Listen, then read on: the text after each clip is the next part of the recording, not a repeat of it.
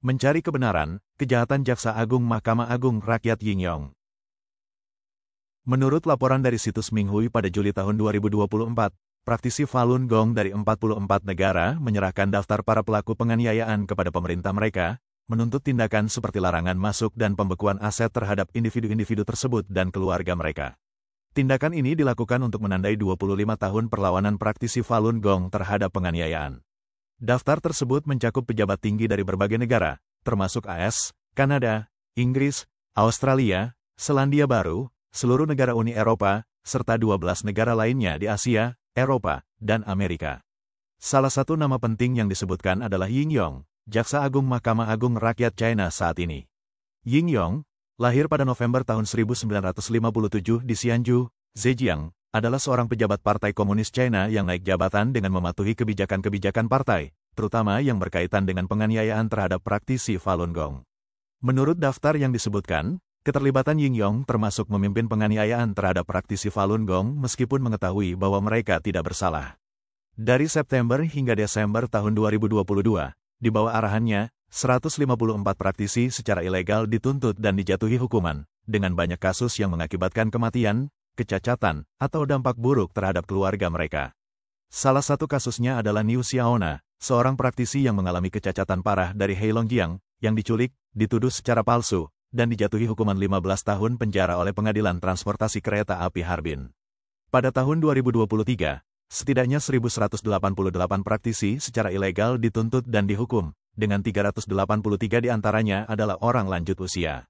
Misalnya, Li Su yang berusia 75 tahun dari Xi'an dijatuhi hukuman lebih dari 3 tahun dan denda sebesar 10.000 yuan, sekitar 1.394 dolar AS.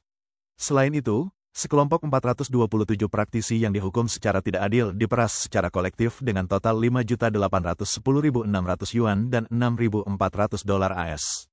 Selama masa jabatannya dari September tahun 2022 hingga Mei tahun 2024, Ying Yong dituduh bertanggung jawab langsung atas berbagai bentuk penganiayaan terhadap praktisi Falun Gong yang dilakukan oleh jaksa di seluruh negeri tanpa dasar hukum atau bukti kriminal. Ketika Ying Yong menjadi sekretaris Partai Hubei pada Februari tahun 2020, penganiayaan terhadap praktisi Falun Gong semakin intensif melalui badan politik dan hukum setempat, termasuk peradilan dan kantor 610, sebuah unit polisi ekstralegal yang bertugas memberantas Falun Gong, yang didirikan pada tanggal 10 Juni tahun 1999. Unit ini terlibat dalam persidangan rahasia, tidak memberitahu keluarga atau pengacara, dan melakukan penangkapan, interogasi, pemerasan, serta penghukuman terhadap praktisi yang mempromosikan pengobatan efektif. Pada tahun tersebut, 3 praktisi meninggal akibat penganiayaan, sementara lainnya mengalami cedera atau cacat, dan 38 orang dihukum secara ilegal. Kampanye Zero Out mengakibatkan setidaknya 573 praktisi diganggu, diculik, rumah mereka digeledah, dicuci otaknya, dan ditahan secara tidak sah. Berdasarkan statistik yang tidak lengkap, selama masa jabatan Ying Yong sebagai sekretaris Partai Provinsi Hubei, setidaknya 14 orang meninggal akibat penganiayaan, dan banyak praktisi Falun Gong mengalami cacat atau cedera, yang mana Ying Yong dianggap sebagai aktor utama yang bertanggung jawab.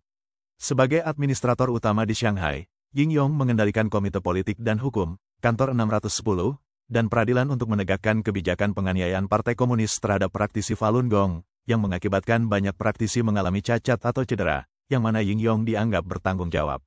Di tengah bukti yang semakin kuat tentang situasi hak asasi manusia yang memburuk di China, terutama penganiayaan brutal oleh Partai Komunis China terhadap praktisi Falun Gong, muncul seruan yang semakin kuat agar semua individu yang berhati nurani dan adil di China, serta organisasi internasional terkait, fokus pada penderitaan tragis para praktisi ini. Mereka didesak untuk membantu rakyat China sepenuhnya mengungkap semua kejahatan Partai Komunis China dan faksi Jiang Zemin, dalang dibalik penganiayaan ini, agar keluar dari Partai Komunis dan organisasi afiliasinya, segera mengakhiri penganiayaan berdarah yang telah berlangsung selama 25 tahun ini, dan mengembalikan martabat yang layak bagi kemanusiaan.